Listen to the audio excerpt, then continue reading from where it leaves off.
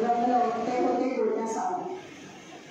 तसंच आजचा कार्यक्रम आपला होता रामदास सावंतांचा मुलाखतींच्या मुलखा, पण अचानक तब्येत बिघडल्यामुळे ते येऊ शकले नाही.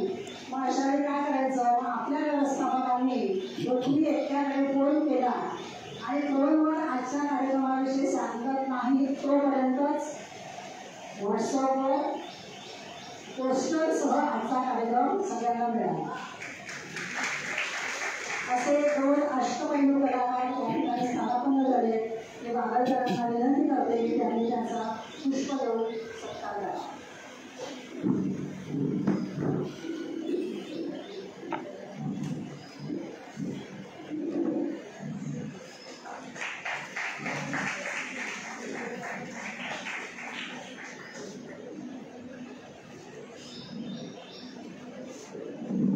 आज या ठिकाणी 2 अष्टपैलू कलाकार स्थानापन्न झाले आहेत आणि आपल्या स्टेजला साहित्यिक आणि सांस्कृतिक रूप दिलं आहे.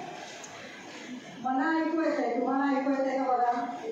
या समोरच्या कोपऱ्यातून लतादीदींच्या गाण्यातले सूर ऐकू येतात. तर या कोपऱ्यातून पणशीकरांचे संवाद ऐकू येतात आणि एका ठिकाणामधूनच ऐकू येत आहे कावडे शब्दांचा नाव. तर कुठून तरी कोणीतरी इशारा करतोय सावध तू सुखी. मधूनच कानावर येते सुवर्ण कल्याणपूरच्या गाण्याची लकेट. तर समोरून ऐकू येते संवादाची भेट डॉक्टर नाविकांची. नेहमीप्रमाणे आजच्या कलाकारांनी सांगितलं की आमची ओळख करून देऊ नका, मला ओळखतात सगळेजण. ओळखून आहे तसं नाही म्हणत, ओळखतात सगळेजण. हा त्यांचा निर्णय आहे आणि त्यांच्या परिचयाची थोडीशी झलक दाखवली हा माझा सविनय आहे. तेव्हा मी आता माईक त्यांच्याकडे सुपूर्द करते, पण तत्पूर्वी एक सगळ्यांना आवाहन करते की आतापासून आपण आनंदाच्या डोरी तरंगणार आहात. पण त्या तरंगणाऱ्या झुल्यावर झुलत पावडेसारखा मात्र जागेवर येऊन बसा, कारण आपल्याला कार्यक्रमाची सांगता करायची. धन्यवाद.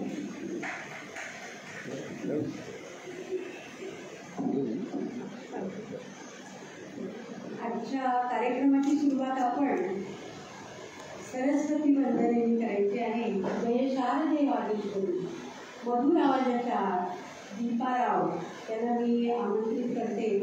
त्यांनी सुमधुर गायन सादर करावं. जय शारदे वादित करून.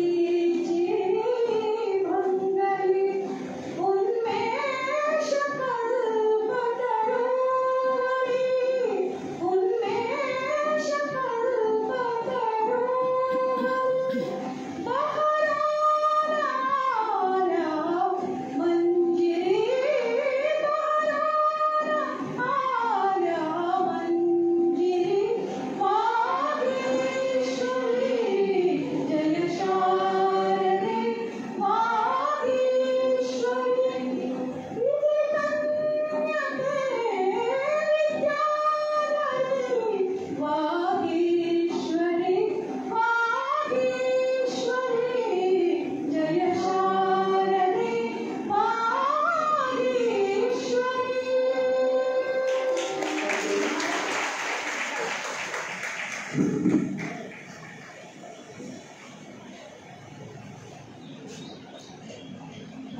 सुंदर आवाजामध्ये कार्यक्रमाला सुरुवात झाली. आपल्या सर्वांना नमस्कार आणि आनंदाचे डोही या कार्यक्रमामध्ये आपलं सर्व रसिकांचं मनपूर्वक स्वागत. आपल्या स्वभावातील आनंदाचा डोह भरून राहिलेला आहे आणि या डोहातील प्रत्येक तरंग हा आनंदाचा, म्हणजे एवढ्या आनंदाचा की आनंद स्वतःच आनंदी होऊन गेला आहे. तर असा हा अनेक साहित्यिकांनी, कलाकारांनी आपल्याला दिलेला आनंदाचा ठेवाच आहे. तुकाराम महाराज परमेश्वर भेटीसाठी अगदी आसुसले होते. तद्वत आम्ही सुद्धा आपल्यासारख्या रसिकांच्या भेटीची उत्कटतेने वाट पाहतो आणि या आनंदाच्या डोहातला प्रत्येक थेंब आपल्या सर्वांना नक्कीच आनंदित करेल.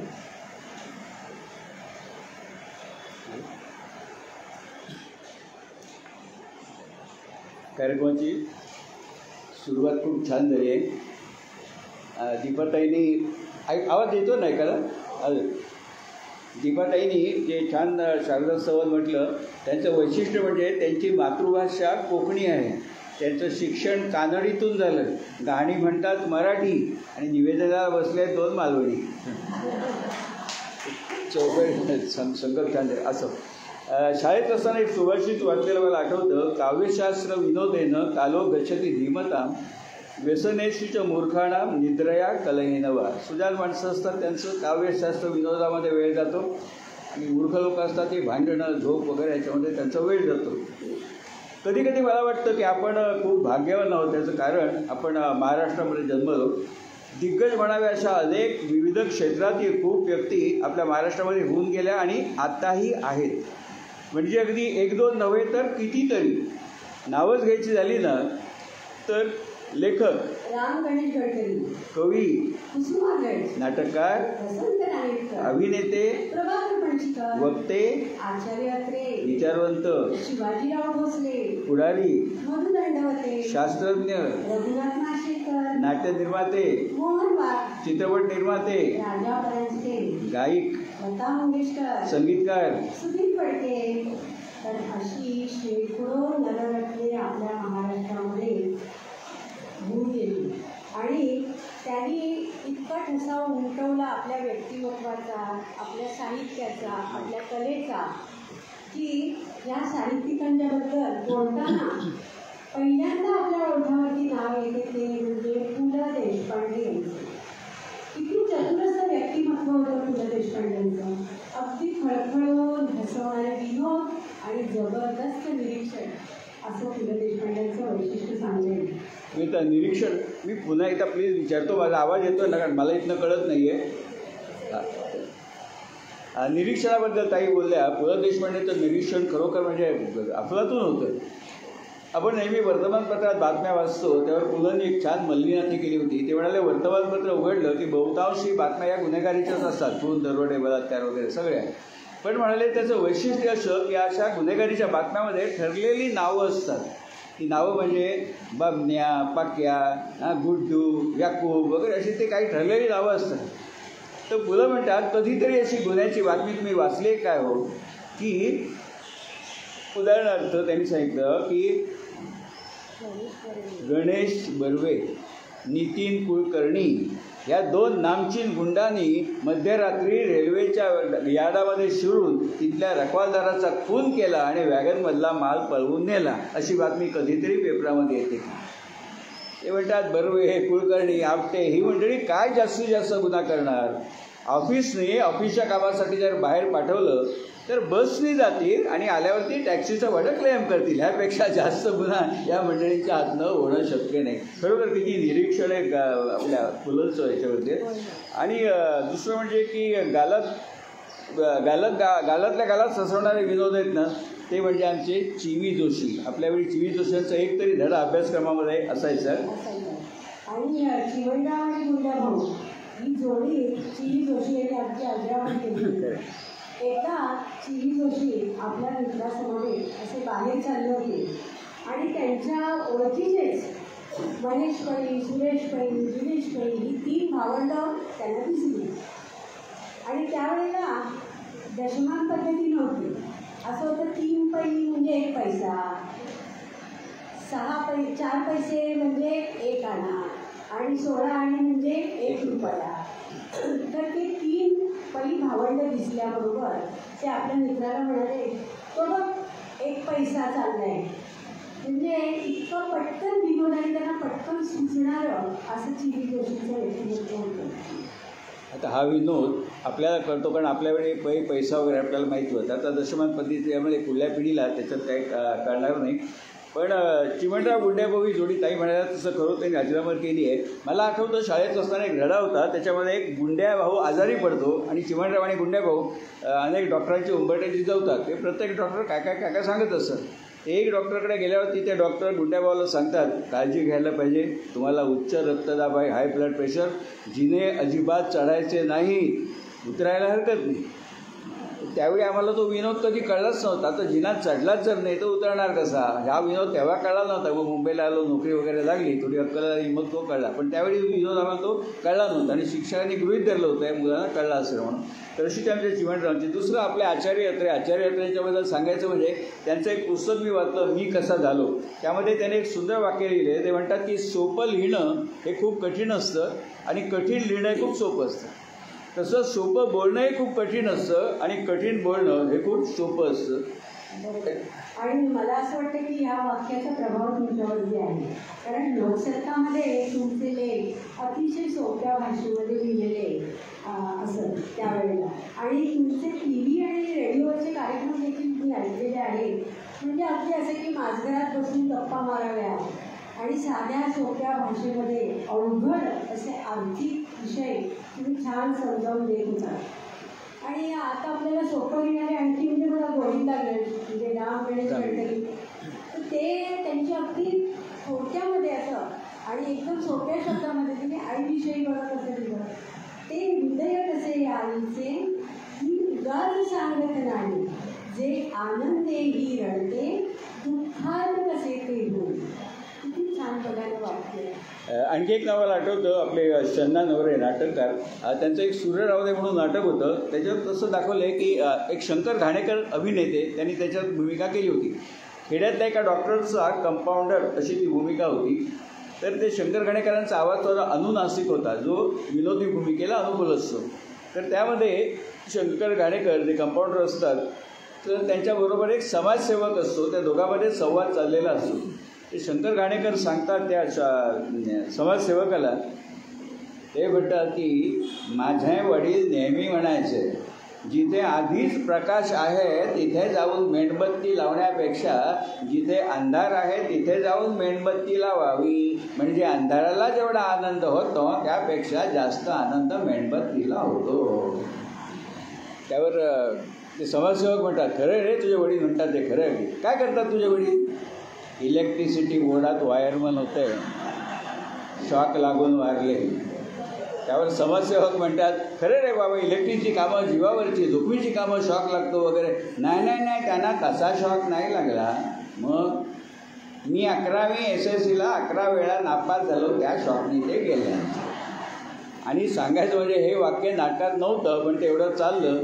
त्यानंतर पुढच्या आवृत्तीमध्ये नाटकाच्या ते वाक्य तो संवाद ॲड केला गेला. अशा काही गोष्टी. आणि अनेक वेळा आपण म्हणतो की न्यायदेवता आंधळी असते. आपल्याला वाक्प्रचार माहिती आहे, न्यायदेवता आंधळी असते. पण तसा लेखक कवी एकाच गोष्टीकडे वेगळ्या नजरेने कसा बघू शकतो. अश्रुचिजाई फुलेमध्ये वसंत कानेटकरांनी लिहिलं संवाद, न्यायदेवता खरंच आंधळी असते म्हणून धर्मांबासारखे बदमाश तिला हातोहात फसवतात. आपल्या मूळ ह्याच्यात अभिप्रेत आहे की न्यायदेवता बघत नाही मोठा कोण लहान कोणतं असेल तर न्याय देते. पण ते आंधळी असल्यामुळे समोरचा मनुष्य बदमाश आहे तिला दिसत नाही. म्हणून न्यायदेवता खरोखरच आंधळी असते म्हणून धर्मांबासारखे बदमाश तिला हातोहात फसवतात. त्यामुळे असं एक आपण वाचलं ना की काव्यशास्त्र विनोद आपण रमतो त्यासाठी त्यामध्ये.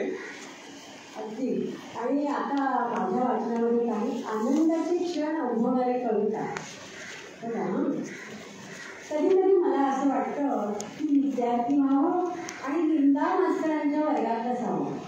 कुणाकडून काय घ्यावं हे त्यांनी शिकवावं आणि वर्गातून बाहेर पडताना विंदाकडून कवितेची हिरवी पिवळी शाल घ्यावी आणि आयुष्यभरासाठी समाधानाने ती अगदी अंगावर ओढून घ्यावी.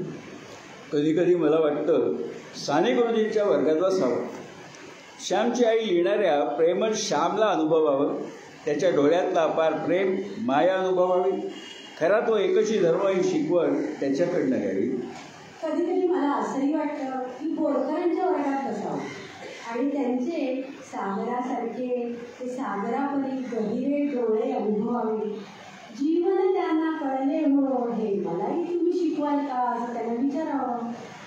कधी कधी मला असं वाटतं की कुसुमाग्रजांच्या वर्गात जावं आणि कशाच आई विजविशी डोळे उघड तुझे दार, रात्रीच्या गर्भात उद्याचा असे उषक्काल, हे त्यांच्याकडून ऐकावं आणि रात्रीच्या गर्भातील उषक्कालाची आशा जागवत निघावं आणि पाठीवर तात्यासाहेबांचा हात असावा, लढ रे पोरा ऐकताना कणा ताट व्हावा. कधी कधी मला असं वाटतं शांताबाईंकडे जावं आणि ऋतू हिरवा ऋतू वरवा तुम्हाला कुठे भेटला हो हे त्यांना विचारावं. कधी कधी मला असं वाटतं की माझे जीवन गाणे लिहिणाऱ्या पाडगावकरांच्या वर्गात एक चक्कर मारावी. विचारावं त्याला, व्यथा असो आनंद असो तुम्ही गात कसे राहता हो, आनंदाच्या रसात नात कसे राहता, आणि चष्म्या आडच्या मिश्किल प्रेमळ डोळ्यात खोल खोल डोकावून बघावं आणि शतदा प्रेम करावंचं रहस्य त्यांच्याकडून समजून घ्यावं. कधी कधी मला असं वाटतं ग्वाल्हेरला भारत आंबे यांच्याकडे जावं. कळाल्या लागल्या जीवा त्या जीवाला भेटावं, दिवसभर त्यांच्याजवळ राहावं.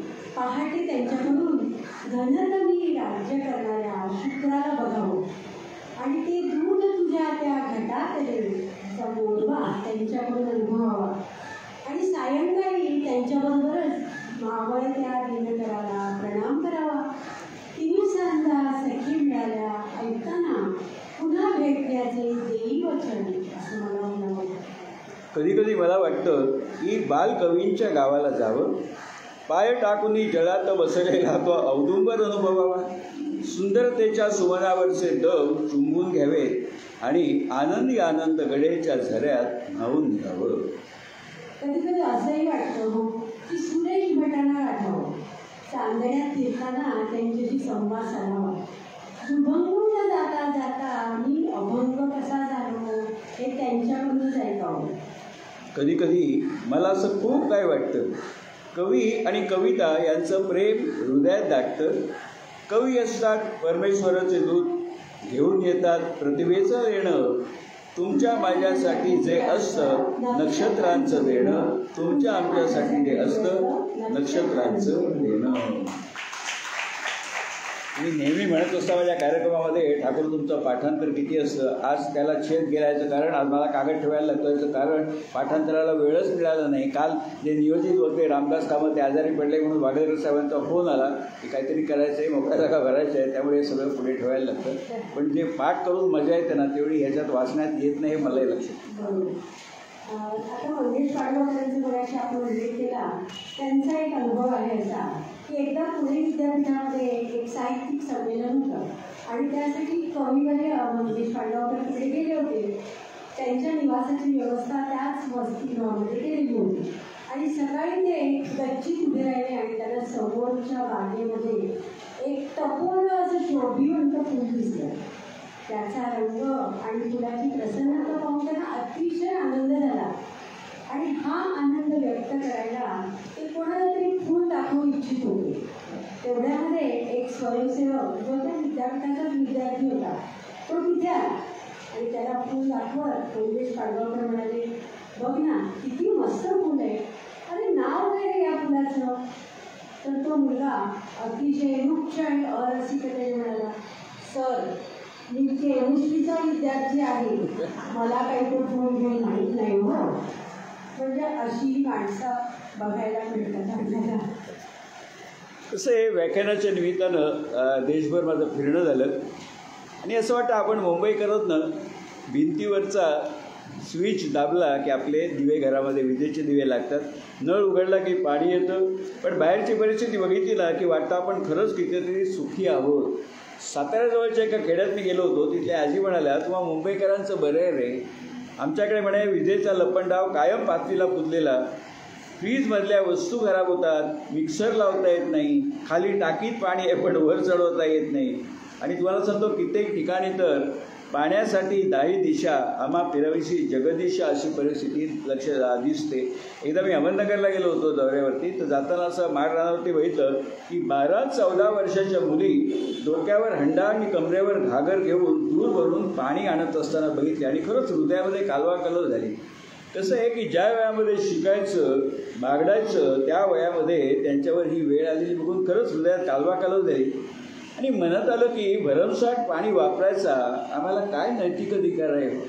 आणि तेव्हापासून ठरवलं की आंघोळीसाठी फक्त आणि फक्त एकच बादली पाणी वापरायचं. गप्पांच्या ओघात एकदा मी तृप्तीताईंना किस्सा सांगितला होता आणि त्यांच्याकडे असं सुभाषबाबू म्हणतात ना, तुम्ही मला रक्त द्या मी तुम्हाला स्वातंत्र्य देतो, तसं तृप्तीताई म्हणतात तुम्ही मला विषय द्या मी तुम्हाला कविता देते.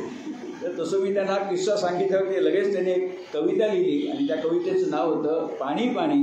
आणि ती कविता महाराष्ट्र राज्य स्पर्धेमध्ये त्याला तृतीय पुरस्कार मिळाला आणि 2000 रुपयाचं बक्षीस देखील मिळालं. तर ती कविता मला वाटतं ऐकायला आवडेल तुमच्याकडून.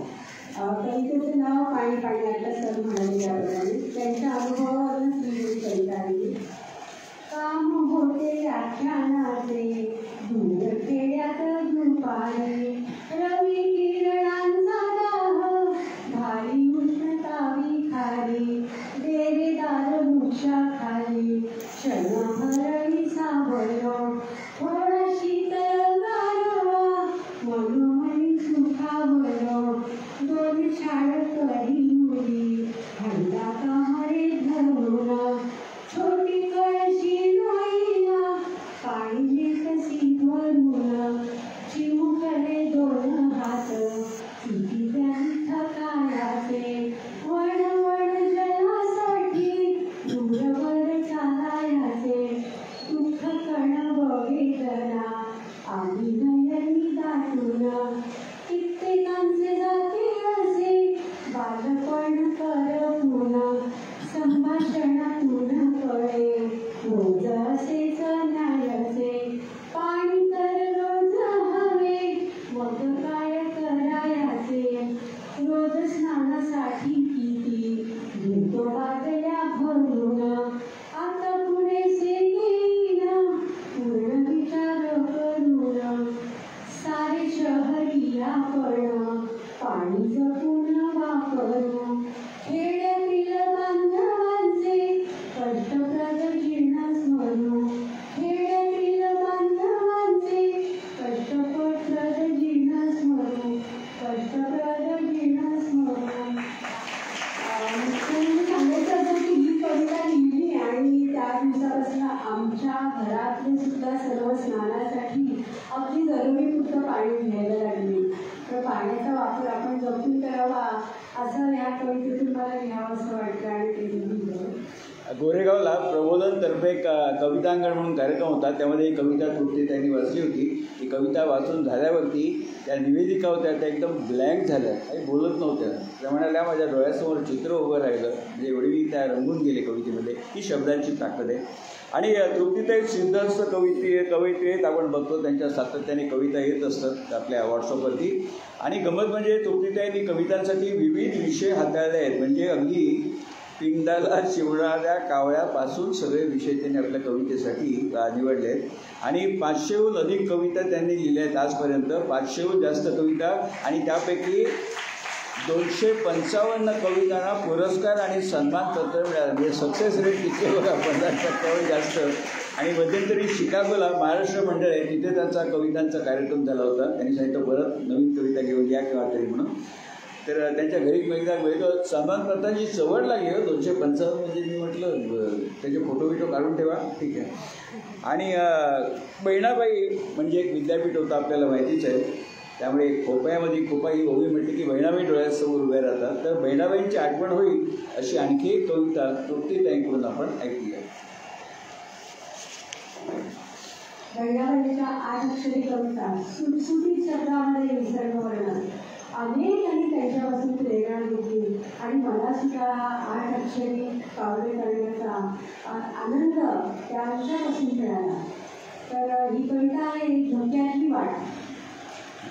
रम्य वेळ पहाटेची तव बंधू तव बिंदू तृणांवर नवरूप निसर्गाचे दाट धुके धरेवर हलकेच किलबिला हळू वार थर थर कल्पवृक्ष डोलताना दिसे देखावा सुंदर रमणीय वर्णश्री दिसे धुक्याची चादर जशी पांघरून शाल श्वेत वर्णाची धूसर रवी किरणे सोनेरी ते जाळली वसुंधरा अलगद धुके दूर जागळेत असे पाखरा क्षणभंगुर जीवन जर तर असे सारे घेई जाणून नवा नवा रंग जीवनाचे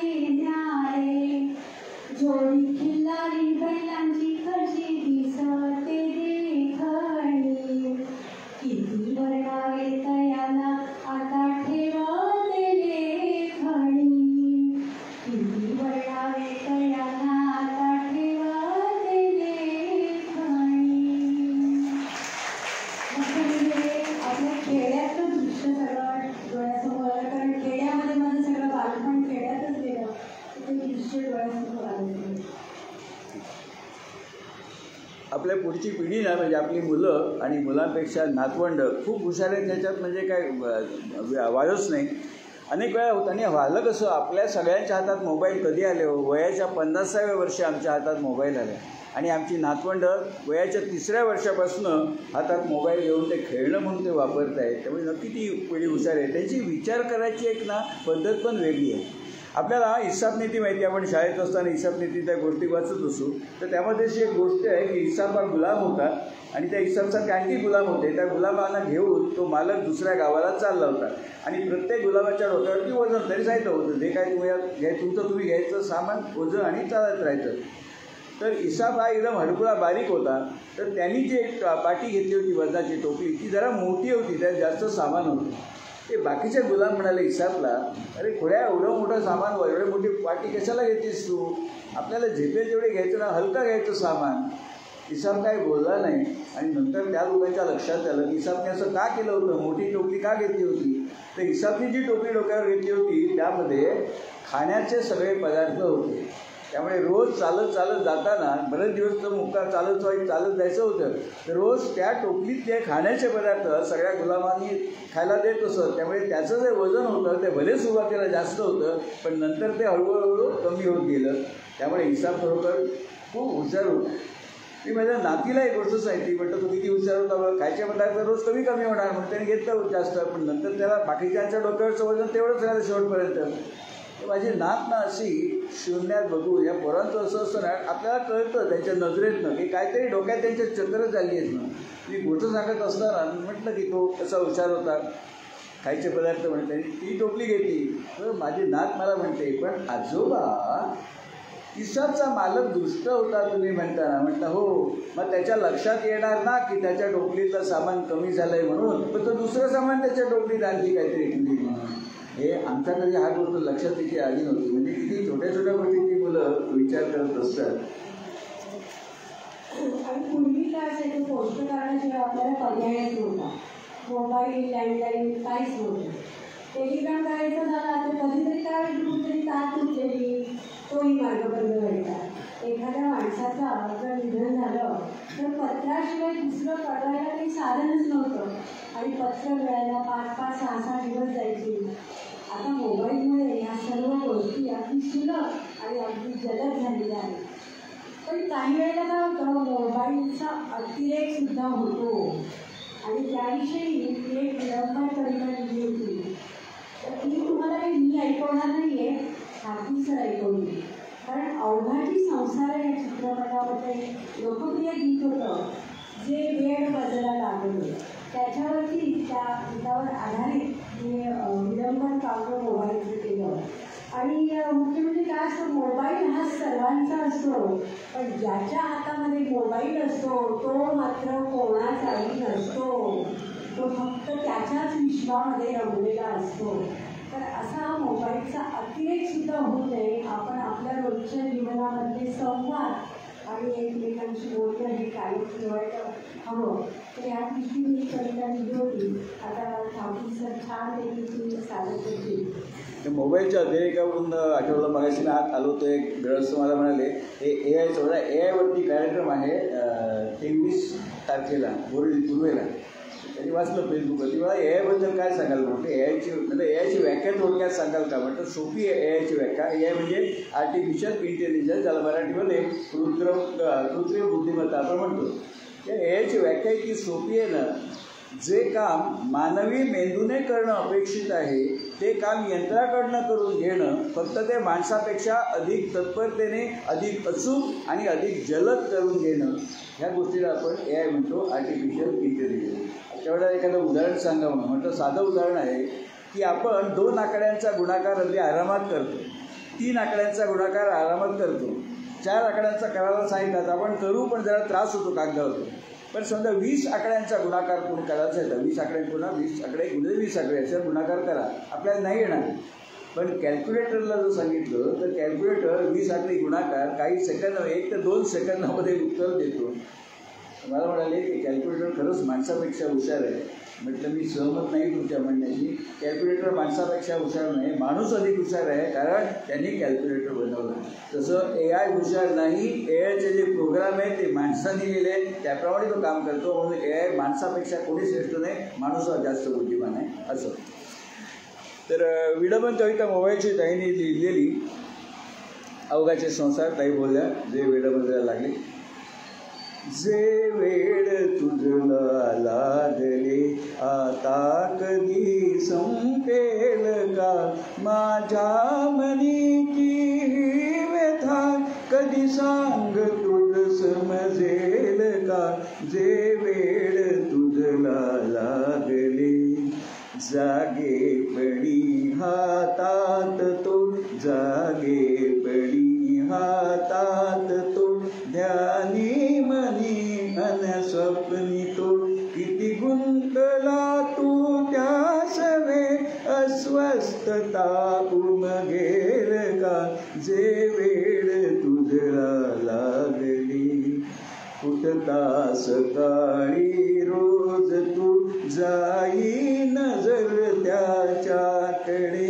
होई चहा किती थंड हा, नच लक्ष ही खाण्याकडे. जे वेळ तुझला लागले मनी भीती मजला वाटते, मनी भीती मजला वाटते. म्यूट बोलणे हे आपुले आभासी जगती रंगता, संवाद सारे संपले. जे वेळ तुझला लागले. आपल्या सर्व गृहिणींना हा अनुभव नक्कीच येत असेल. आपण बरेच वेळा चहा करतो आणि चहा म्हणतो पण तो चहा थंड होऊन जातो, परत गरम करावं लागतं. त्याच्याकडे लक्षच नसतं, कारण ते सगळं लक्ष असतं मोबाईलमध्ये. मी अवघाचे संसार चित्रपट खूप चालला होता, आपण सगळ्यांनी नक्की बघितलेला असेल. आणि सुदैवाने आजही तो यूट्यूबवरती आहे. एक गंमत म्हणून बघा, त्यामध्ये शरद तळवलकर आणि राजा गोसावी हे दोघे नायक असतात. दोघे तरुण असतात, लग्न झालेलं नसतं, भाड्याचे खोली घेऊन राहत असतात. तर त्यांचं 2 महिन्याचं भाडं थकतं आणि मालक सांगतो की उद्या खोली रिकामी करायची. मग प्रश्न उभा राहतो जायचं कुठे म्हणून. तर राजा गोसावी चिंतेत असतात. राजा गोसावी शरद तळवलकर उद्यापासून करायचं काय, हातात पैसे नाही. तेवढ्यामध्ये राजा गोसावींनी कुठेतरी एका स्पर्धेमध्ये कविता पाठवलेली होती आणि नेमकं त्या स्पर्धेच्या आयोजकांकडून पत्र येतं की तुमच्या कवितेला प्रथम पारितोषिक मिळालेलं आहे आणि 200 रुपयाचं त्याबद्दल तुम्हाला तुझे पैसे पाठवू म्हणून. ते पत्र भेटल्यावर ते राजाभाऊला आनंद होतो. ते पत्र ते मालकाला दाखवतात की बघा माझे 200 रुपये येणार आहेत, 2-3 दिवस थांबा मग भाडं देईल. ठीक आहे मालक म्हणतो. आणि ती आनंदाची बातमी सांगायला राजा गोसावी आता खोलीत येतात जिथे शरद तळवलकर कपड्यांना इस्त्री करत असतात. त्यावेळी ती पोछ्याची इस्त्री वगैरे दाखवली छान. ते शरद इस्त्री करत असतात आणि नेमका राजाभाऊ सारे शहरात थांब रे मी काय सांगतो ते कधी. शरद इस्त्री करता करता इस्त्री तशीच ठेवतात आणि राजाभाऊ सांगतात आपला प्रश्न सुटला, मला 200 रुपयाचं बक्षीस मिळाले, आता भाडं आपण देऊ, आपल्याला देऊन खाली करायला नको. पण हे सांगत असताना शरद तळवलकर ऐकत असतात, पण ती इस्त्री तशीच शर्टावरती ठेवलेली असते. आता शूटिंग होताना नक्की ती इस्त्री गरम असणार नाही, गारच असणार आहे, पण तरीसुद्धा वास्तवता जर बघितली तर गरम इस्त्री ठेवल्यावरती ते शर्ट तो जळून नाही का जाणार. पण ती गोष्ट मी टीका करत नाही, ही मोठी माणसं आहेत, ती नेहमी मोठीच असणार आहेत, पण छोटीशी गोष्ट एखाद्या वेळी लक्षात येत नाही मोठ्या माणसांच्या सुद्धा. त्यावेळी शरद तळवलकरांच्या लक्षात आलं, जर इस्त्री गरम आहे आणि तशी ठेवली तर शर्ट जळून जाणार ना, ती अशी करून ठेवायला पाहिजे ना. हे शरद तळवलकरांच्या लक्षात आलं नाही, राजाभाऊंच्या लक्षात आलं नाही, दिग्दर्शकाच्या लक्षात आलं नाही, कॅमेरामॅनच्या देखील लक्षात आलं नाही. आजही बघा मी सांगतो म्हणत आहे, हे छोट्या छोट्या गोष्टी असतात, टीका बिलकुल करत नाही, त्यांना आनंद कसा घ्यायचा, की छोटीशी चूक त्याच्यामध्ये ती राहून गेली होती.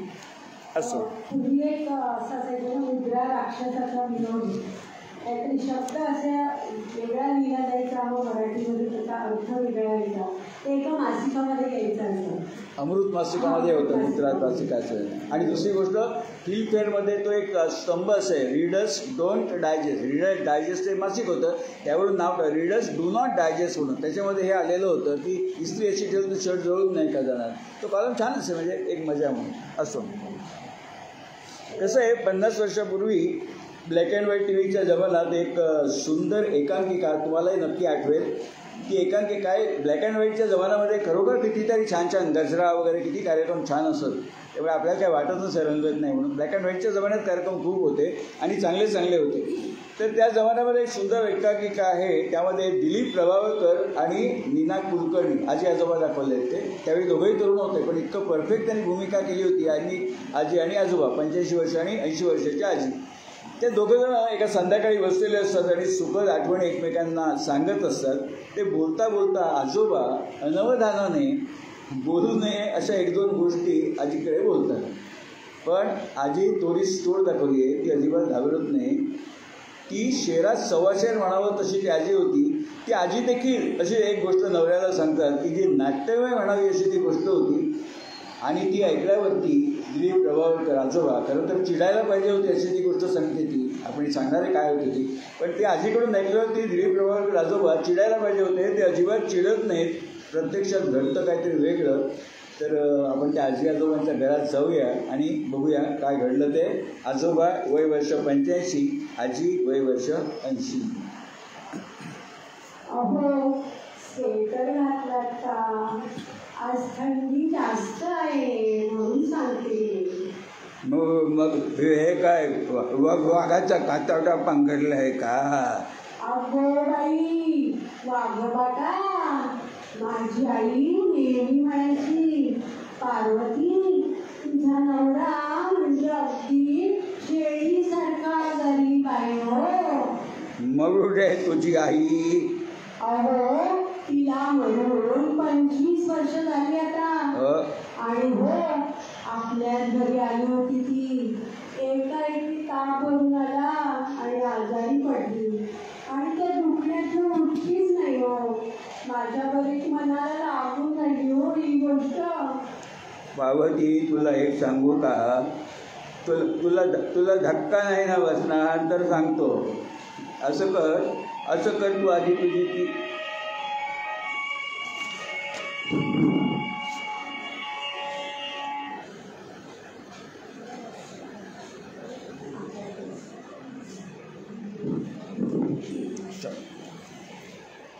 पार्वती तुला एक गोष्ट सांगू का?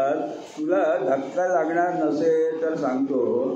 तू असं कर, आधी तुझी ती बीपीची गोळी घे, मग आपण बोलूया. कशाला? सकाळी घेतली होती, ठीक आहे हो. नाही ग, आता मी जे तुला सांगणार आहे ना ते ऐकून तुला बीपीच्या गोळीची गरज पडेल. बरं त्या ती गोळी इथे. हां घेतली. तुला आठवतं का? अगं तुझी आई आपल्याकडे आली होती. रात्री जेवण झाल्यावर बाहेर ओटीवर झोपाळ्यावर बसली होती आणि एकदम किंचाळून ती ओरडली. भूत भूत असं किंचाळत धावत माझघरात गेली. हो तिला झोपाळ्याच्या मागच्या खिडकीतनं भूत दिसलं म्हणे आणि ती किंचाळली आणि बिचारी इतकी घाबरली ती दुसऱ्या दिवशी आपली बॅग घेऊन तिच्या घरी निघून गेली. पार्वती तुला सांगतो बरं का, ते भूत नव्हतं. म्हणजे काय? तुम्हाला काय माहित? अगं ते भूत नव्हतं. तुझी आई बरं का 1.5 महिना झाला तरी मुक्काम हलवायची चिंत नाही, म्हणून मीच ती युक्ती केली होती. कसली युक्ती? अगं मुलांच्या खेळण्याच्या दुकानातून एक भूताचा मुखवटा आणला आणि अंगावर काळी घोंगडी पांघरून बरं का झोपाळ्याच्या मागील खिडकीपाशी जाऊन उभा राहिलो. थोडा आवाज केला आणि आईनं मागे वळून पाहिलं आणि ती भूत भूत म्हणून ती चालत घरात आली आणि बेशुद्ध पडली. काय ही तुमची करणी? छोटं काय? माझ्या आईशी असं वागला? बरं, आईशी असं वागला ते वागला, माझ्या बाबांशी पण अशीच प्रतारणा केली. तू काहीतरी बोलू नको. मी कसली प्रतारणा केली सांगते तुम्हाला. माझे बाबा अखेरच्या टप्प्यात बिचारे मृत्यूशी झुंज देत होते. त्यांना आपल्या मुलीची म्हणजे माझी खूप काळजी होती. तुम्हाला हा असा दारूचा नाद, जुगाराचा नाद, त्यामुळे माझं कसं होईल त्यांना कायम काळजी असायची हो. शिवाय त्यांनी एका मित्राकडून 1,000 रुपये उसने घेतले होते, ते त्याला परत द्यायचे होते. पण बाबा अंजुनातून उठू शकत नव्हते, म्हणून त्यांनी ते काम तुम्हाला सांगितलं आणि तुमच्याकडे 1,000 रुपये दिले. होय होय होय. ते 1,000 रुपये त्यांच्या मित्राला म्हणजे गणपतरावांना देऊन द्यायचे होते, म्हणून मी बाहेर पडलो. पण नंतर गणपतराव मला भेटले होते. ते म्हणाले 1,000 रुपये तुम्ही त्याला दिलेच नाही. बरं दिसतं काय? दुसरं म्हणजे मृत्यूशय्येवर असताना बाबांनी तुमच्याकडून वचन घेतलं होतं की उद्यापासून तुम्ही जुगार आणि दारू दोन्ही सोडाल म्हणून. शहाण्या बाळासारखं तुम्ही त्यांना वचन सुद्धा दिलं. अहो, त्या दिवशी मला किती धन्य झाल्यासारखं वाटलं. पण तुला एक सांगू का? तू असं कर, आधी तू पाणी पी. नको, हे सारखं पाणी पाजून मला मारायची काय? तुम्ही बोला, मी ऐकते. अगं त्या दिवशी बाबांकडून मी 1,000 रुपये घेऊन बाहेर पडलो, पण ते पैसे गणपतरावांना दिलेच नाहीत. ते माहिती आहे हो मला. केलं काय त्या पैशाचं ते सांगा. अड्ड्यावर जाऊन जुगार खेळलो आणि बऱ्यापैकी हरलो आणि हरल्याचं दुःख कमी करायसाठी बारमध्ये जाऊन दारू प्यायला बसलो. अहो, पण तुम्ही माझ्या बाबांना वचन घेऊन बाहेर पडला होतात ना की उद्यापासून दारू जुगार कोणी सोडेल म्हणून. अगं उद्यापासून सोडीन म्हणून सांगितलं होतं, आजपासून सोडीन असं कुठे सांगितलं होतं?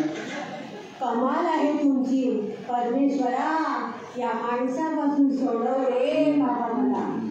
बरं, आता मी पण तुम्हाला एक गोष्ट सांगणार आहे. तू आधी पाणी पी. काही नको. मी आता जे सांगेन ना ते ऐकल्यावर तुम्हालाच पाण्याची गरज लागेल. हे घ्या, तुम्हीच घ्या. तू ऐकायची नाहीस. हट्टी स्वभाव तुझा, मुलखा वेगळा. त्या शेजारच्या भागीरथीबाईंचा स्वभाव बघ कसा, किती समजूतदार आहे तो. अगदी सकाळी उठल्यापासून त्या मेलीचं नाव तुमच्या दातात अडकत असतं, सुपारीचा कण अडकल्यासारखं. बरं मरू दे ती भागीरथीबाई. तू काय सांगणार होती ते सांग. तुम्हाला आठवतं का? काय? आपल्या लग्नात आपण एकमेकांना हार घातला आणि त्याच क्षणी तुमची आत्या बेशुद्ध होऊन कोसळली. अगं हो, तिने खूप दगदग केली होती माझ्या लग्नात आणि बरं का ती खूप थकली होती, त्यामुळे तसं झालं असेल. पण मग बाबांनी तिच्या तोंडावर पाणी मारलं आणि मग ती शुद्धीत आली. पण पार्वती, आपल्या लग्नानंतर तिचं आपल्या घरी येणं जाणं खूपच कमी झालं होतं. नाही हो, तुमची आत्या थकली होती म्हणून बेशुद्ध नाही पडली. मग का बेशुद्ध पडली त्याचं कारण मलाच माहितीये. काय कारण होतं? हा सांगते, त्या आधी पाणी द्या. आग लागत तुझ्या पाण्याला, आधी काय ते सांग. सांगते, ऐका. हा, अहो, मी अशी दिसायला बेताची, बरोबर आहे. म्हणून माझं लग्न कित्येक दिवस ठरतच नव्हतं. सगळी करून गेले नकार यायचे. मग माझ्या आजीनं एक युक्ती केली. तुझ्या आजीने युक्ती केली? तुला सांगतो पार्वती, तुझी आजी म्हणजे खरोखर देव माणूस होती आणि म्हणून मी तुझ्या माहेरी आलो की आधी तुझ्या आजीच्या पाया पडत असे. त्याच देव माणूस आजीने सुचवलं त्याप्रमाणे तुमची आत्या मला बघायला आली. त्यावेळी मी तिच्यासमोर पोहे आणि चहा घेऊन त्या आजीने मला पाठवलं नाही बरं का. मग माझ्या मावस बहिणीला पाठवलं. तिचं नाव वत्सला. अगदी नाकी डोळी देखणी गोरी गोमटी अगदी मीनाकुमारी सारखी. तुमची आत्या इतकी खुश झाली आणि तिने तिथल्या तिथे होकार दिला आणि लग्नाची तारीख सुद्धा ठरवली आणि म्हणाली, माझा भाचा काही माझ्या शब्दाबाहेर नाही हो. जी माझी पसंती तीच त्याची पसंती. मात्र नंतर आमच्या घरातील लोकांनी प्रत्यक्ष बोलल्यावर मला उभी केली आणि तुम्ही माळ घातली ती माझ्या गळ्यात आणि ती माळ घालताना माझा चेहरा दिसल्यावर तुमची आत्या बेशुद्ध पडली आणि ती काही बोलू शकत नव्हती. कळलं का तुम्हाला?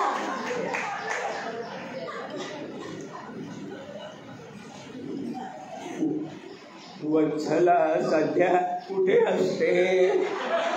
काय माणूस आहे, एवढं वय झालं तरी असं बोलतो.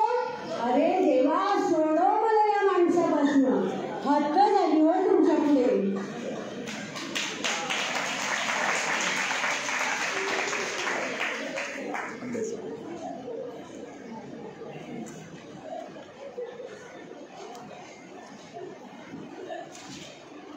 माझ्या ओळखीच्या एक शिक्षिका होत्या आणि त्या घरामध्ये नेहमी बोलताना, आपल्या मुलाशी बोलताना म्हणीच वापरत असे आणि म्हणी वापरून त्या अभ्यास घ्यायच्या, बोलायच्या पण तशात. तर ती एक नाट्यछटा आहे, ती मी तुम्हाला सांगते. नाट्यछटेचं नावच असं आहे की तुम्हाला म्हणून सांगते. बाकी कोणाला नाही सांगणार, फक्त तुम्हाला म्हणून सांगते. आत्ता अभ्यासाला बसतोस? अरे रात्र झाली, दिवस गेला उठा बेटी, रात्र होता कापूसल्याची. सर्वच विषयांचा अभ्यास राहिला. अरे काय रे, आधी एक विषय पूर्ण कर ना, नाहीतर आहेच एक नाधड भाराभर द्या. अरे किती वेळा सांगायचं तुला, पंढरी फुंकली सोनारे इकडून तिकडे गेले वारे. अहो लोकांना असं वाटतं आई शिक्षिका म्हणजे मुलगा पण अति खान तशी माती असेल हो. आणि कशात काय आणि पाटक्यात काय हो. तुला नेहमी सांगते, अरे काही अडत असेल तर विचार मला. पण तुझा आपला नन्नाचा पाडा. आणि तुम्हाला सांगते हो, मदत कोणाचीच नाही हो. सासूबाईंना सांगावं तर त्यांच्या अडचणीचा पाडा. भीक नको पण कुत्रे त्यातली गत होते. आणि आमचे धाकटे म्हणजे काय हो, येडा भरून पेढा खाणारे. आणि जाऊबाई काय, खाली मोडी पातळ ठेवली. आजचीच गोष्ट बघा ना. मी नंदेला म्हटलं, अगं जरा भाजी चिरून दे. तर तिने हाताला मेहंदी लावलेले हात माझ्या पुढे केले. म्हणजे काय चिरणार ती भाजी? म्हणतात ना, आधी तुलास आणि त्यात खांदूनच. या सर्वांना सांभाळता सांभाळता माझी इतकी पुढे वाट होते. कामवालीला पण सुसरबाई तुझी पाठ म्हणून सांभाळावं लागतं. आणि यांना काही काम सांगावं तर आधी जाऊस आणि त्यात पडला पाऊस, अशी अवस्था. आणि अहो सगळे शेजारी तर काय, सगळे देखल्या देवा दंडवत आहे, तो कोणाचा काही उपयोग नाही. पण तुम्ही मैत्रिणी मात्र मला छान मिळाल्यात ना. अहो तेवढा दिवस त्याला काळीचा आधार. काय रे, झाला का अभ्यास? आणि भूक पण लागली? अरे कुठलं पुस्तक हवंय तुला? नीट बघ ना टेबलावर, तिथेच तर आहे. म्हणतात ना, काखेत कळसा आणि गावाला वळसा. अरे अरे अरे केवढा धक्का दिला, सगळे तांदूळ सांडले ना. आता काय करावे बाई, घाईत घाई आणि हिंदू रचला ग बाई. केवढा आवाज झाला. आणि हे काय, हे बाहेर आले वाटतं. लेख झोपला बघ तुला बसल्या बसल्याच. तुझे जराही लक्ष नाही, कुठलेही काम तुला नीट जमत नाही. ऐकलत ना, बघा आता शेळी जाते दिवाणीची, खाणारा म्हणतो वातड. पण बोलायचं कोणाला? म्हणतात ना, पदरी पडलं आणि पवित्र झालं. अनेक वेळा ना चित्रपटामध्ये काही गोष्टी दाखवलेल्या असतात, तर आपण म्हणतो की असं थोडंच होतं चित्रपटात, ठीक आहे प्रत्यक्षात थोडंच असं घडणार आहे, पण काही वेळा खरोखर घडतं. लक्ष्मीकांत बेर्डेचा एक चित्रपट होता, त्यामध्ये असं दाखवलं आहे, चित्रपटामध्ये लक्ष्मीकांतचे वडील वारतात आणि स्मशानामध्ये जाऊन ते सगळे क्रियाकर्म करत असतात लक्ष्मीकांत बेर्डे. तेवढ्यामध्ये त्यांचा एक कोणतरी चाहता येतो आणि लक्ष्मीकांतकडे स्वाक्षरी मागतो. आता स्मशानाच्या जागी स्वाक्षरी घ्यायची काय जागा आहे का ती? त्यामुळे एक आपल्याला हसायला येतं, पण प्रत्यक्षात घडतं असं. माझा मोठा भाऊ योगानंदमध्ये राहायचा, तो 2016 साली गेला. असं झालं की 12:30 वाजता मी भावाच्या घरी गेलो होतो. नंतर माझं व्याख्यान होतं म्हणून मी निघालो आणि 2:30 वाजता तो दुपारी जेवायच्या आधी थोडा वामुक्षाने आराम करायचा म्हणून झोपला. वहिनी हाक मारायला गेली 2:30 वाजता, तो उठत नव्हता. मग मला फोन बिन केला, म्हणजे इतका अनपेक्षितपणे, आजारी नाही काय नाही. तर मग मी दौऱ्यावरनं लगेच मुंबईतच होतो, आलो परत. तोपर्यंत बाबाईला सगळं नेलं होतं आणि मी तिथे गेलो. सुंदर वाटलं की 2 तासापूर्वी मी बघितलं आणि 2 तासानंतर असं झालं. सगळ्या जुन्या आठवणी जाग्या झाल्या की लहानपणी आम्ही लहान होतो, त्याने आमचं कसं केलं. असं खिन्न अवस्थेत मी बसलो होतो. तेवढ्यात एक ग्रस्त कोणतरी आले आणि ते स्मशानवाले, बाबाई स्मशानात ती गोष्ट. त्याने मला काय विचारावं, मग काय मार्केट काय म्हणतं.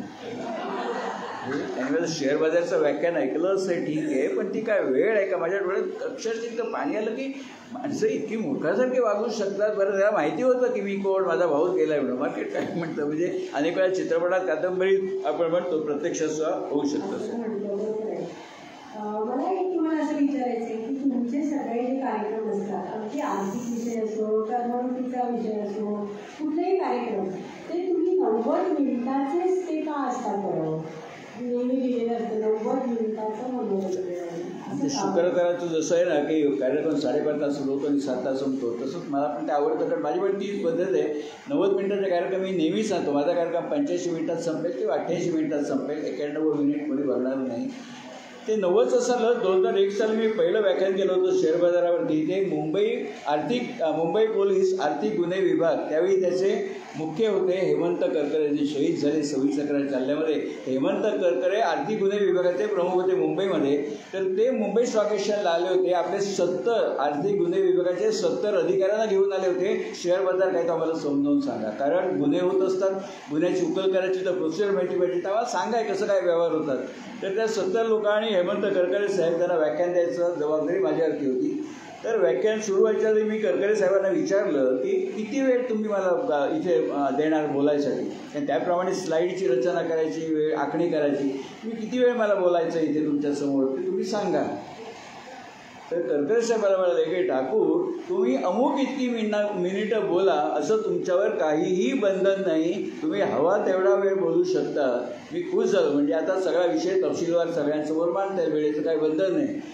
ते म्हणाले तुम्ही हवा तेवढा वेळ बोलू शकता, फक्त आम्ही मंडळी इथे आलो ना, तिथे फक्त 90 मिनिटं बसणार आहोत, तुम्ही किती वेळ बोलू शकता. तेव्हा असं ठरवलं की या कार्यक्रमासाठी आदर्श वेळी 90 मिनिटं आहेत. आणि नंतर लक्षात आलं ज्येष्ठ नागरिक असतात, सगळ्यांना 1.5 तासाचं बसणे शक्य असत नाही, त्यामुळे 1.5 तास ठरवलं 90 मिनिटं. आता तुम्ही देशभरामध्ये हजारो व्याख्यानं दिली आणि त्या व्याख्यानाच्या दरम्यान काहीतरी गमती जमती अशा घडत असतीलच ना, किंवा घडल्या असतील. तर असा प्रसंग आम्हाला एखादा ऐकायला नक्कीच आवडेल. त्याच्यावर एक कार्यक्रमाला एवढ्या सगळ्या घटना असतात. मी कोल्हापूरला गेलो होतो. कोल्हापूरला सकाळ दैनिकातर्फे एक कार्यक्रम होता शेअर बाजाराचा. तर सकाळ दैनिक एवढं लोकप्रिय आहे ना, राजर्षी शाहू हॉल म्हणून आहे लक्ष्मणपूरमध्ये, तिथे कार्यक्रम होता. इतकी गर्दी जमली होती कारण सकाळनी ते प्रायोजित केला होता कार्यक्रम. बातम्या वगैरे भरपूर दिल्या होत्या. म्हणजे सगळ्या खुर्च्या 250 खुर्च्या भरल्या तरी लोक येत होती. मग सगळ्यांनी सामंजस्याने खुर्च्या पुढे पुढे घेतल्या आणि मागे जवळजवळ 100-125 लोक उभे होते. तरी मंडळी येत होती. आणि मग शेवटी पोडियम आणि मधला तिथे उभी होती मंडळी. आणि दरवाजे, मी बाहेर उभा होतो दरवाजाच्या बाहेर गॅलरीमध्ये. का प्रायोजक बँक ऑफ इंडियाचे जनरल मॅनेजर यायचे होते. त्यांनी तो कार्यक्रम प्रायोजित केला होता. तर प्रायोजकाच्या कार्यक्रमाला सुरुवात होत नाही म्हणून मी गॅलरीत जाऊन वाट बघत होतो ते कधी येतात. नंतर खाली बघितलं गॅलरीतून त्यांची गाडी आली. त्याबरोबर मी त्या दरवाज्यातनं हॉलच्या पोडियमपाशी यायला निघालो. अहो इतकी म्हणजे रेल्वेमध्ये जशी गर्दी असते ना सेकंडच्या डब्यात, तशी गर्दी तिथे होती. उभी होती बायका पुरुष. तर मी तिथनं दारातून पोडियम येईपर्यंत एवढी गर्दी होती. तर तिथे त्या उभ्या होती मंडळी. त्यांना मी म्हटलं, बऱ्याचशा लेडीजच होत्या. म्हटलं ताई बोला जरा जाऊ दे ना आतमध्ये. तर ते बाई माझ्या अंगावर वेळ्या फेकसल्या. हात उभं राहायला जागा नाही, हात कुठे जाणार. मला वाईट वाटलं नाही. मी त्यांना कमालीच्या नम्रतेने सांगितलं, ताई एक सांगू का, मी जोपर्यंत आज जात नाही तोपर्यंत कार्यक्रम सुरू होणार नाही. मग त्यांनी अगदी नाईलाजाने मला जागा करून दिली. आणि जेव्हा त्यांनी बघितलं पोडियमवर जाऊन मीच बोलतोय, सहज नजर केली. त्यांच्या चेहऱ्यावर एवढा खजील झाल्या होत्या की कोणाला आपण काय बोललो. मी त्यांना सांगितलं, ताई मी एक मजा आनंद घेतो या घटनेत. तर तुम्ही मला काय नाही म्हणजे तुम्हाला मी ओळखलं नाही. हो म्हटलं मी अमिताभ बच्चन नाही का मला ओळखणार तुम्ही म्हणून. तर अशा एक गमती खूप घडत असतात. सांगलीमध्ये एका कार्यक्रमामध्ये पोडियम मागे सरकवलं, तो किस्सा खूप सगळ्यांना आवडेल ऐकायला. तसं हे सांगलीला कार्यक्रम होता. ते कार्यक्रमाला शेअर ब्रोकर प्रायोजक असतात. ते एका मोठ्या ब्रोकिंग कंपनीचे व्हाईस प्रेसिडेंट आले होते त्यांच्यातर्फे बोलायला. आता असाच पोडियम होता. पोडियमवरती माईक फिक्स असतो. तर ते बोलायला वेळेला ते पुढे, आता इथे जर माईक आहे तर मी सफिशियंट पुरेशा अंतरावरती राहिलं पाहिजे. तर ते इतके मागे जवळ 1.5 फूट मागे राहिले होते. त्यामुळे पोडियमचा माईक त्यांचा आवाज पिकअप करत नव्हता. प्रेक्षकांना लोक म्हणाले आवाज ऐकायला येत नाही म्हणून. त्यांना काही त्याच्यात नाही. पुन्हा लोक आवाज येत नाही, आवाज येत नाही. ते काही नाही, आपले बोलत आहेत. आणि ते शेवटी मग काय लोक 2, 3, 4, 5 वेळा सांगणार. मग लोक किती वेळा सांगणार ग बसले लोक. पण जे लाऊडस्पीकरचं व्यवस्था बघणारे काका होते, इलेक्ट्रिकचं व्यवस्था बघणारे काका होते, त्यांना ते कळत होतं की हा मनुष्य पोडियमपासून इतका मागे आहे की ऐकूच येत नाही. मग ते दोघे वरती आले आणि त्यांनी काय केलं, अख्खं पोडियम त्याच्या दिशेने मागे सरकवलं. लोकांनाही बरं वाटलं. आता ते अंतर कमी झालं ना पोडियमचं. पोडियमच त्यांनी सरकवलं. तू हलत नाही तर पोडियम सरकवलं. पण झालं असं की त्यांनी जेवढा पोडियम 1 फूट मागे सरकवला, हा परत आणखी 1 फूट मागे सरकवला. त्यामुळे पुन्हा परिस्थिती जैसे ते राहिली. ही घडलेली गोष्ट आहे. त्यामुळे माणसं केवळ डिग्रीनी शहाणी होत नाहीत, छोट्या छोट्या गोष्टी असतात तिथे असं. आपल्या सर्वांनाच लहानपणीच्या आठवणी इतर वयात झाल्या की डोळ्यासमोर चित्रपटासारखे आठवणी सारखं असतात. सुमारे 65 वर्षापूर्वी अमेरिकेने अंतराळामध्ये उपग्रह सोडला होता. आणि त्यानंतर काही वर्षांनी प्रत्यक्ष नील आर्मस्ट्रॉंग हे चंद्रावरती उतरले. अंतराळयानातून प्रवास करणारे आपले भारतीय सुनीता विलियम्स, राकेश शर्मा आणि अलीकडे सुद्धा आता अंतराळ हो. तर त्यावेळेला काय झालं, इंदिरा गांधींनी विचारलं, राकेश शर्मा होते अंतराळावर, त्यांना विचारलं की तुम्हाला हा भारत आपला कसा दिसतोय बरोबर. त्यांनी इतकं छान उत्तर दिलं, सारे जहां से अच्छा हिंदुस्तान हमारा. तर असं त्यांनी उत्तर दिलं. राकेश शर्मा म्हणाले होते, मला आयुष्यात कधी वाटलं नव्हतं की देशाच्या पंतप्रधानांशी असं थेट मला बोलायला मिळेल म्हणून. आता एक उपग्रहावर तुम्ही बोललात ना, अमेरिकेने पहिला उपग्रह सोडला, त्याला 60 वर्षाहून अधिक काळ गेला.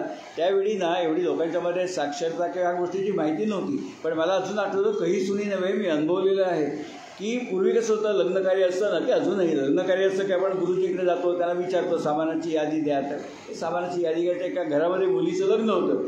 ती मंडळी गेली गुरुजींच्याकडे आणि सांगितलं सामानाची यादी द्या, काय काय आणायचं. मग आपण आणतो सामान. तिथे गुरुजींनी सांगितलं की काय काय लागणार, वस्तू सांगितलं सगळ्या. एवढे 9 नारळ लागतील 9 ग्रहांचे. आणि ते कोकणातली गोष्ट आहे. 9 गिऱ्यांचे 9 नारळ लागतील. गिरे म्हणजे ग्रह. 9 ग्रहांचे 9 नारळ लागतील.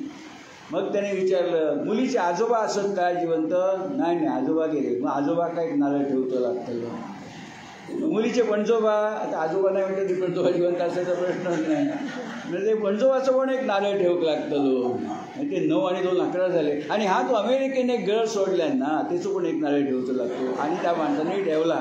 कारण त्या काळी अमेरिकेने सोडलेला उपग्रह आणि सोममंगळ बुध ग्रहाचा सुतराम संबंध नाही हे कळण्यावरील साक्षरता तेव्हा नव्हती. मी स्वतः अनुभवलं. अमेरिकेने सोडले ना ते चुकून एक दिवस अशा त्या मजा लहानपणच्या आठवल्यात. पण कसं होतं की अशा प्रकारे नारळाची संख्या वाढवली ना तर समोरची माणसं सुद्धा तेवढी शहराशहर असतात. गुरुजींनी नारळांची संख्या वाढवली की यजमान काय करतो, नारळाचा आकार कमी करतो. त्यांच्या कोकणामध्ये त्यावेळी दुकानात गेलं ना की सांगायचं, काकांनो 20 भटाचे नारळ देवा. भटाचे नारळ म्हणजे भटाला द्यायचे, गुरुजीला द्यायचे. भट ब्राह्मणाला भट म्हणा. 20 भटाचे नारळ देवा. भटाचे म्हणजे सगळ्यात लहान लहान साईज असेल ते त्या तात्पर्य त्यांनी संख्या वाढवली, त्यांनी त्याचा आकार कमी केला असं. पण कोकणाचा विषय आला म्हणून सांगतो. ताई पण कोकणातल्या, मी पण कोकणातल्या, आपले पण बरेच मंडळी इकडे आहेत. माझ्या देवगडची जवळ 10 मंडळी इकडे. आमचा सिंधुदुर्ग 100% साक्षर झाला म्हणून मध्यंतरी बक्षीस आलं होतं. तर एकदा काय झालं, आठवण माझी अशी आहे की आमच्या कोकणामध्ये ना वाड्या असतात. त्या छोट्या वाडीवरती 1 ते 4थी शाळा, गावाला 5वी ते 7वी शाळा आणि तालुक्याला 8वी 9वी 10वी 11वी, आता 10वी झाली. तर आमच्या ते 1 ते 4थी शाळा आमच्या घरापासून जवळ. तर कोल्हापूरहून इन्स्पेक्टर वर्षातनं एकदा येतात शाळेची तपासणी करायला. तसे ते इन्स्पेक्टर आले होते. या गोष्टीला खूप वर्ष झाली. मी नोकरीला जस्ट लागलो होतो आणि गावाला गेलो होतो. तर ते इन्स्पेक्टर आले. उतरणार कुठे, छोट्या गावात काय ऑफिस काय नाही. त्याची पद्धत अशी आहे की जे एक घर असेल व्यवस्थित तिकडे उतरायचं. तर आमच्या घरी ते उतरले आणि दुसऱ्या दिवशी सकाळी मी त्यांना घेऊन शाळेत गेलो. इन्स्पेक्शन शाळेत 1 ते 4थीची शाळा, प्राथमिक शाळा. मी त्यांना घेऊन गेलो. मग त्याने प्रथेप्रमाणे सगळे काय ते तपासणी केली आणि मुलांची प्रगती बघतात, शाळेची एकंदर प्रगती, हिशोब बरोबर आहे, ते सगळं तपासतात. तर मुलांची प्रगती बघायसाठी इन्स्पेक्टरांनी काय केलं, एका मुलाला बोलावलं आणि भिंतीवर नकाशा होता. त्याला सांगितलं, बाळा ह्याच्यामध्ये अरबी समुद्र दाखवशील का. ती छडी दिली. तो मुलगा नकाशामध्ये अरबी समुद्र शोधत होता. त्याला काय तो दाखवता आला नाही. मग इन्स्पेक्टरने दुसऱ्या मुलाला बोलवलं, बाळा तू दाखव. तो पण शोधत होता. त्याला काय अरबी समुद्र दाखवता आला नाही नकाशामध्ये. 3रा आला, 4था आला, 5वा आला, कोणालाही दाखवता आला नाही. ते जरा नाराज झालं इन्स्पेक्टर की मुलांची काही प्रगती शिक्षक शिकवतात तसं दाखव दिसत नाही बरोबर म्हणून. तर इन्स्पेक्टर म्हणाले गुरुजींना, गुरुजी राहू द्या आता, तुम्हीच दाखवा. मग गुरुजींनी पुन्हा ती छडी हातात घेतली आणि नकाशापाशी गेले. आणि देवाशपथ सांगतो तुम्हाला, ही घडलेली गोष्ट आहे. नकाशामध्ये गुरुजी अरबी समुद्र दाखवताना कुठे बघत होते, मध्य प्रदेशामध्ये भोपाळ, इंदूर तिथे शोधत होते अरबी समुद्र. हे घडलेली घटना तिथे.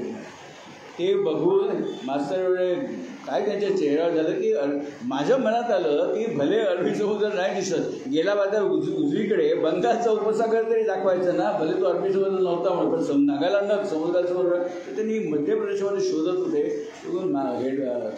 शिक्षक निरीक्षक वैतागले. ते म्हणे मावसा राहू द्या, ते शेरे बुक घेऊन या.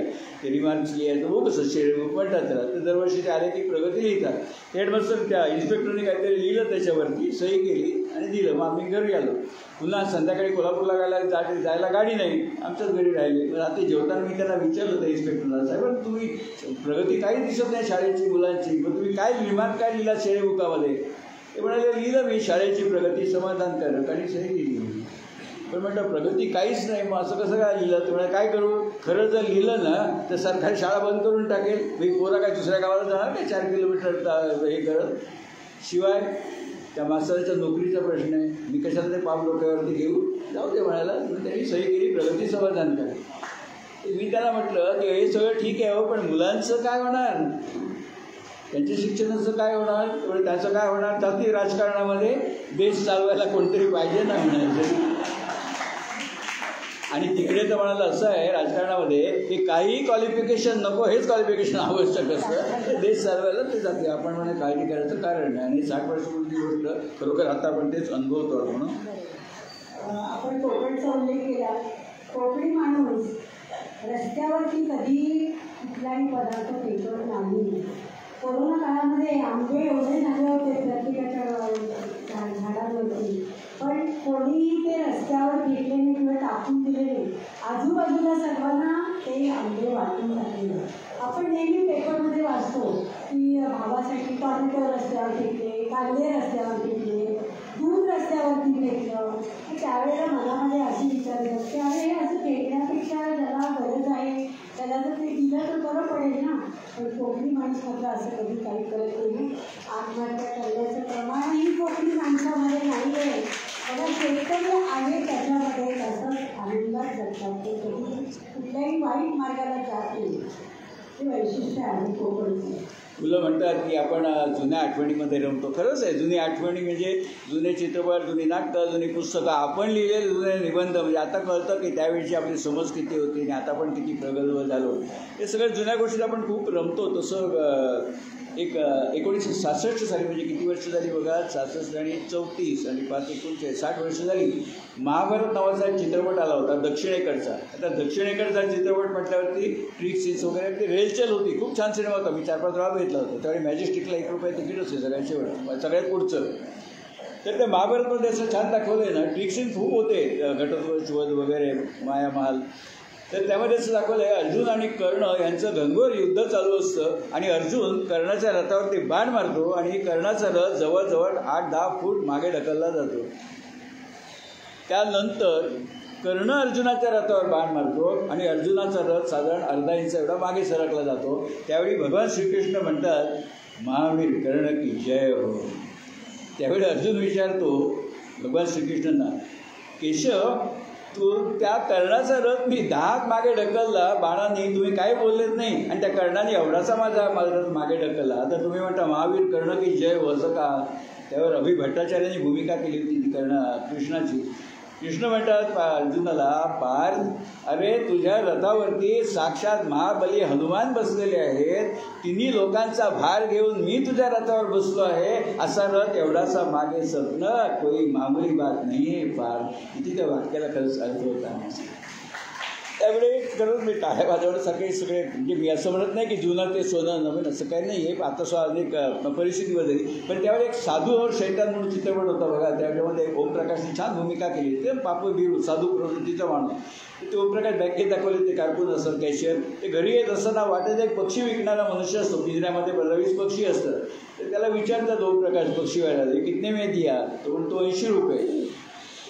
कसे काय? तो म्हणतो नाही, ₹50 पक्ष्यांचे आणि ₹30 पिंजऱ्याचे. ओमप्रकाश म्हणतात, त्याला मला पिंजरा नको, नुसते पक्षी दे, ₹50 देतो. तुला नाही, नुसते पक्षी घेऊन काय करणार तू? ते ओमप्रकाश म्हणतात, तुमको क्या करणे काय, म्हणजे सिर्फ 25 आहे. मग ₹50 घेऊन देतात त्याला आणि तो पिंजरा घेतात आणि पिंजऱ्याचं दार उघडतात ओमप्रकाश आणि ते 10-15 पक्षी आनंदात उडून जातात अंतराळामध्ये. तर ते बघून तो पक्षीवाला म्हणतो, ओ महात्मा क्या कर रहे हो, वो बाकी पंछी उसको मार डालेंगे. त्यावर ओमप्रकाश म्हणतात, मार डालेंगे तो क्या, आझादी की मौत तो मरेंगे. एक लोक करत म्हणायचं, त्याच्या काही जुन्या गोष्टी आहेत ना, खूप बघा. हो म्हणतो मी तुला हे लावतो. एक अतिशय सुंदर गीत आहे. शाळेत असताना आमचं ट्रेनिंग होतं, त्यावेळी शिकवलं होतं आणि ते मला अतिशय आवडतं, खूप सुंदर आहे. तर मी ते ऐकवते आपल्याला. स्वर्गात आकाश गंगा, गंगेला सोनेरी घाट, घाटाला पायऱ्या 100, झाला आनंद आली बहार, झाला आनंद आली बहार. घाटाशी लावलेला एक स्वर्गीय कल्पतरू, तरूला फांद्या 100, तरूला फांद्या 100, झाला आनंद आली बहार. तरूच्या फांदीवर फुले फुलती नक्षत्रांची, फुलाला पाकळ्या 100, झाला आनंद आली बहार. सुटलं वारं जोरात, फुलली फुलली पाण्यात, तरंग उठले 100, झाला आनंद आली बहार. गंगेला आला पूर, अहो पुराचं पाणी चढलं, बुडाल्या पायऱ्या 100, बुडाल्या पायऱ्या 100, झाला आनंद आली बहार. स्वर्गात आकाश गंगा, गंगेला सोनेरी घाट, घाटाला पायऱ्या 100, झाला आनंद आली बहार, झाला आनंद आली बहार, झाला आनंद आली बहार.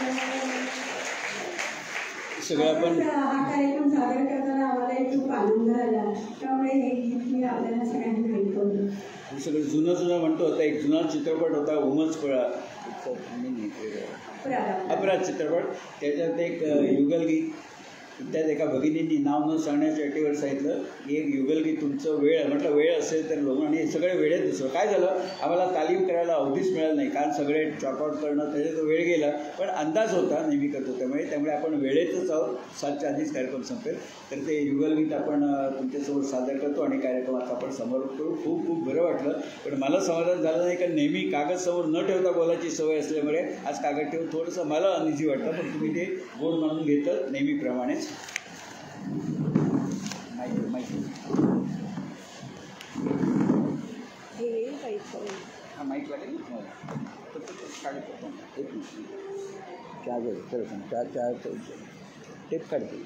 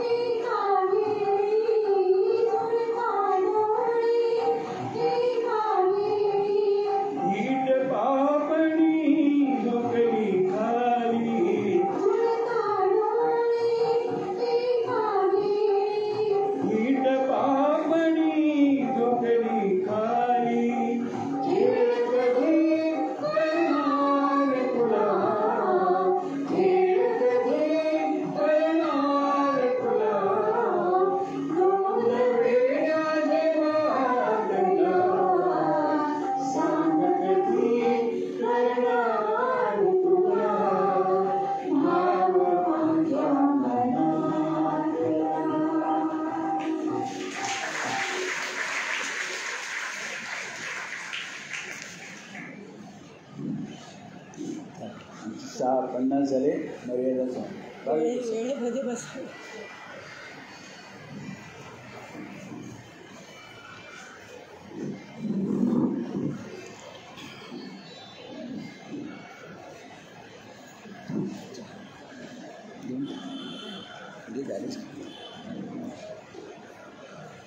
खूप छान कार्यक्रम झाला. ऐकावेळी सुद्धा असं वाटलंच नाही मला ऐकावेळी आहे. व्यवस्थित त्याची रचना होती, त्यामुळे खूप छान झाला. पुढचं परिणाम मी एक आठवण होते की पुढच्या 1 तारखेला 1 ऑगस्टला कमांडो मधुसूदन सुर्वे यांचा शिवरात्री बनलेले कार्यक्रम आहे. त्यांचे अनुभव खरोखर ऐकण्यासारखे आहेत आणि आपल्या सैनिकांविषयी तर आपल्याला आदर आहेच. तेव्हा या अशा थोर सैनिकाला मानवंदना दिलेल्या सर्व रसिकांनी जास्तीत जास्त संख्येने उपस्थित राहावं ही विनंती. आता आजच्या कार्यक्रमाविषयी. कार्यक्रमाची सुरुवातच झाली की दीपाच्या सुरेल अशा शारदा स्तवनाने आणि मग त्याच्यामध्ये रसिक प्रेक्षक रमून गेला. आणि जेव्हा आपल्या महाराष्ट्रातल्या नवरत्नांची यादी वाचली गेली तेव्हा खरोखर अभिमान नक्कीच उंचावला. साहित्याचा आणि अनुभवांचा ज्ञानमधू अवघा, साहित्याचा आणि अनुभवांचा ज्ञानमधू अवघा जवळी साठवून ठेवला, आज सर्वांसाठी उदारपणाने उधळून दिला. आनंदाचे डोही रसिक जगाला आनंदी मनाने झुलले, आनंदाचे डोही रसिक जनाला आनंदी मनाने झुलविले. सर्व लेखक कवी मास्तरांच्या वर्गात सर्वांना फिरवून आहे. काव्य गीते किस्से संवाद, काव्य गीते किस्से संवाद ते AI पर्यंत सर्व विषय गुंफले. सहज सोप्या सादरीकरणाने सर्वांनी हसवले. वरचेवर असेच कार्यक्रम रसिकांसाठी देत राहावे हीच सदिच्छा. या कलाकार जोडीला पुढील अनेक कार्यक्रमांसाठी सर्व रसिकांकडून आभारभर शुभेच्छा, आभारभर शुभेच्छा. कार्यक्रमाची सुरुवात जरी सुरेल आवाजाने झाली तशी सांगता सुद्धा तोक्तीच्या सुरेल आवाजाने पसार करूया. तत्पूर्वी बाबत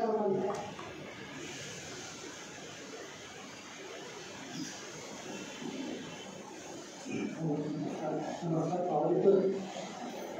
काल सकाळी त्यांचाच कार्यक्रम होता. हॅलो हॅलो हॅलो हॅलो येतो आवाज येतो.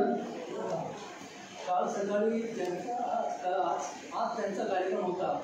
ते आपले रामदास कामत यांच्या पत्नीचा मला असं काल फोन आला की त्यांची तब्येत बरी नाही, त्यांना आपण हॉस्पिटलमध्ये ॲडमिट करणार आहोत कारण हे उद्या कार्यक्रम त्यांचा होणार नाही.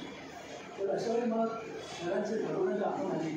सरांना फोन केला तर सर म्हणाले ठीक आहे, तुम्ही तुमच्या काहीतरी कार्यक्रम काहीतरी करताय बनवताय, तुम्ही त्यांना तर फोन करा. मी तुम्ही त्यांना फोन केला. की मला काही काळजी करू नका, सर आणि आम्ही दोघं कार्यक्रम करू. आणि त्यांनी अतिशय कमी वेळामध्ये एक उत्कृष्ट आपला कार्यक्रम दिला. खरंच कौतुक असायला आहे.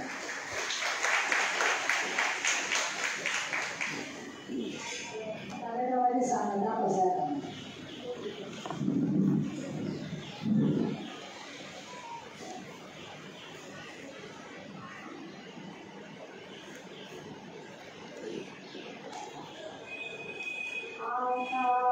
विश्वात्मके